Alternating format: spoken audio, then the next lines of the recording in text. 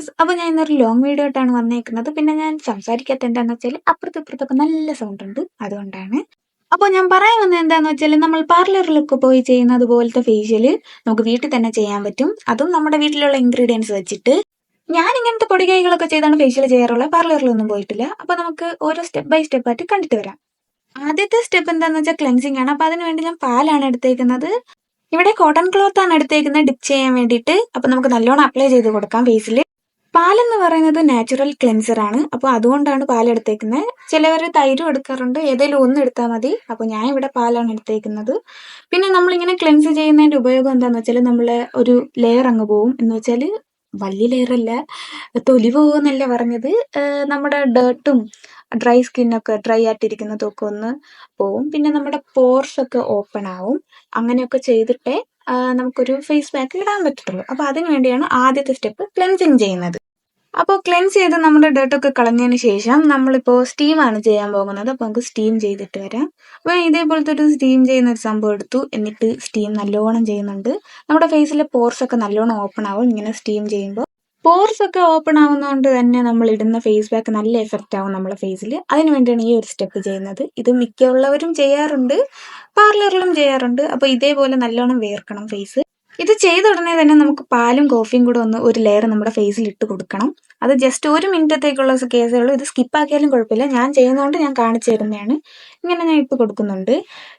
അപ്പോൾ അത് ജസ്റ്റ് ഒന്ന് മസാജ് ചെയ്ത് കൊടുത്താൽ മതി. നമ്മളല്ലാതെ മസാജ് ചെയ്യുന്നുണ്ട്. ഇത് ജസ്റ്റ് ഞാൻ എൻ്റെ ഒരു തൃപ്തിക്ക് വേണ്ടി ചെയ്യുന്നതാണ്, അതുകൊണ്ട് കാണിച്ചു തന്നു.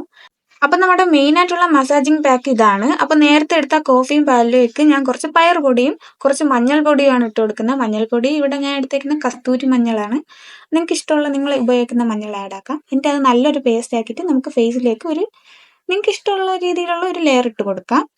ഈ പാക്ക് ഫേസിൽ അപ്ലൈ ചെയ്തിട്ട് ഒരു 5 മിനിറ്റ്സ് നമുക്ക് മസാജ് ചെയ്ത് കൊടുക്കാം. പിന്നെ മസാജ് ചെയ്യുമ്പോൾ എപ്പോഴും ശ്രദ്ധിക്കേണ്ട കാര്യം എന്താണെന്ന് വെച്ചാൽ സർക്കുലർ മോഷനിൽ മാത്രമേ ചെയ്യാവുള്ളൂ.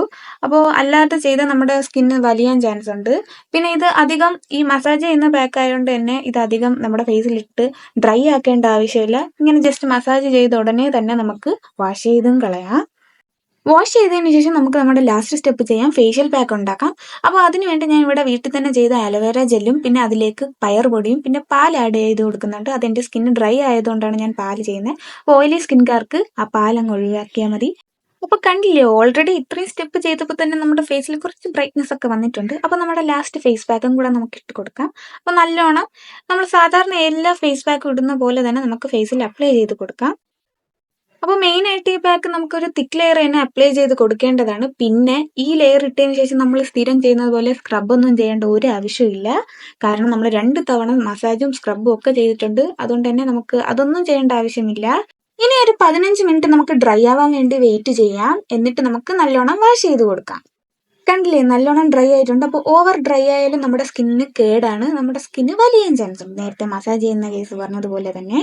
അപ്പോൾ നമുക്ക് വാഷ് ചെയ്തിട്ട് കാണാം. ഫേസ് പാക്ക് ഒക്കെ ഇട്ടിട്ട് നമ്മുടെ ഫേസ് നല്ല ബ്രൈറ്റ് ആയിട്ടുണ്ട്. പാർലറിലൊക്കെ പോയി ചെയ്യുന്ന പോലെ അതേപോലെ ബ്രൈറ്റ് ആയിട്ടുണ്ട്. അതും നാച്ചുറൽ ഇൻഗ്രീഡിയൻസ് വെച്ചിട്ട് നമ്മുടെ വീട്ടിലുള്ള കുഞ്ഞു കുഞ്ഞു സംഭവങ്ങൾ വെച്ചിട്ട്. അപ്പോൾ ഞാൻ ഇനി ഒരു സ്റ്റെപ്പും കൂടെ ചെയ്യുന്നുണ്ട്. അത് സ്കിപ്പാക്കിയാലും കുഴപ്പമൊന്നുമില്ല. ഞാൻ ചെയ്ത് വെച്ചിരിക്കുന്ന ആലോവേര ജെല്ലാണ് ഈ അപ്ലൈ ചെയ്ത് കൊടുക്കുന്നത്. അപ്പോൾ ആലോവേര ജെല്ല് നമ്മുടെ നാച്ചുറൽ മോയ്സ്ചറൈസർ ആണ്, അതുകൊണ്ടാണ് ഞാൻ ഇട്ട് കൊടുക്കുന്നത്. പിന്നെ ഇതിട്ടതിന് ശേഷം ഞാൻ വീണ്ടും മോയ്സ്ചറൈസർ ഇടുന്നുണ്ട്. അതൊക്കെ നിങ്ങളുടെ ഇഷ്ടമാണ്, ഏതെങ്കിലും ഒന്ന് ഇട്ടാൽ മതി. അപ്പോൾ അതൊക്കെ നല്ല അപ്ലൈ ചെയ്ത് ഞാൻ മസാജ് ചെയ്ത് നമ്മുടെ സ്കിന്ന് നല്ല സോഫ്റ്റ് ഒക്കെ ആയിട്ടുണ്ട്. കണ്ടില്ലേ, എൻ്റെ സ്കിന്ന് നല്ല ബ്രൈറ്റ് നല്ല സ്മൂത്ത് ഒക്കെ ആയിട്ടുണ്ട്. പാർലറിലൊക്കെ പോയി ഫേഷ്യൽ ചെയ്യുന്ന അതേ എഫക്റ്റ് തന്നെ കിട്ടിയിട്ടുണ്ട്. ഓയിലി സ്കിന്നുള്ളവർ ഇതിൽ പാല് യൂസ് ആക്കാതിരുന്നാൽ മതി. അപ്പോൾ എല്ലാവരും ട്രൈ ചെയ്ത് നോക്കണം. അപ്പോൾ നിങ്ങൾക്ക് എൻ്റെ വീഡിയോ ഇഷ്ടപ്പെട്ടെങ്കിൽ ലൈക്ക് ചെയ്യണം, സബ്സ്ക്രൈബ് ചെയ്യണം. പിന്നെ അടുത്തൊരു വീഡിയോ ആയിട്ട് വരുന്നവരെ ടാറ്റാ.